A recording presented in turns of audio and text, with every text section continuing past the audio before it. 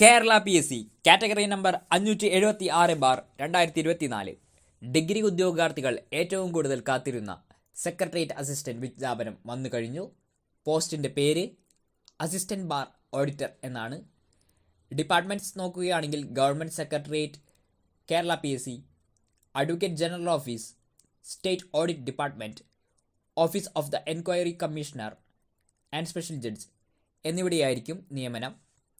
Vacancies നോക്കുകയാണെങ്കിൽ anticipated vacancies ആണ് പറയുന്നത്. ഏജ് ലിമിറ്റ് 18 വയസ്സ് മുതൽ 36 വയസ്സ് വരെയുള്ളവർക്കാണ് അപേക്ഷിക്കാൻ യോഗ്യത. നിയമാനുസൃതമായ ഇളവുകൾ റിസർവേഷൻ കാറ്റഗറീസിന് ലഭിക്കും. അംഗീകൃത സർവകലാശാലയിൽ നിന്നുള്ള ഒരു ബിരുദമാണ് യോഗ്യത. സ്കീം ഓഫ് എക്സാമിനേഷൻ നോക്കുകയാണെങ്കിൽ 3 ലെവലുകളായിട്ടായിരിക്കും എക്സാമിനേഷൻ നടത്തുക.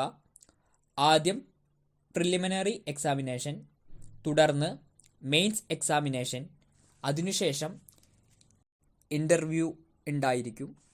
പ്രിലിമിനറി എക്സാമിനേഷൻ 1.25 മണിക്കൂർ നീണ്ടു നിൽക്കുന്ന ഒബ്ജക്റ്റീവ് ടൈപ്പ് ആയിരിക്കും. ഇംഗ്ലീഷിലും മലയാളത്തിലും ചോദ്യങ്ങളുണ്ടായിരിക്കും. മലയാളത്തിന് പുറമെ അപേക്ഷിക്കുന്നവർക്ക് തമിഴ്, കന്നഡ എന്നീ ഭാഷകളും തിരഞ്ഞെടുക്കാൻ സാധിക്കും. അതുപോലെ തന്നെ മെയിൻസ് എക്സാമിനേഷൻ നോക്കുകയാണെങ്കിൽ പേപ്പർ 1, പേപ്പർ 2 എന്നീ 2 പേപ്പറുകളായിരിക്കും മെയിൻസ് എക്സാമിനേഷൻ ഉണ്ടാവുക. 1.5 മണിക്കൂർ നീണ്ടു നിൽക്കുന്ന ഒബ്ജക്റ്റീവ് ടൈപ്പ് തന്നെയായിരിക്കും ഈ 2 പേപ്പറുകളും. തുടർന്ന് 20 മാർക്കിൻ്റെ ഇൻ്റർവ്യൂവും ഉണ്ടാകും. അതിനുശേഷമായിരിക്കും റാങ്ക് ലിസ്റ്റ് പബ്ലിഷ് ചെയ്യുക.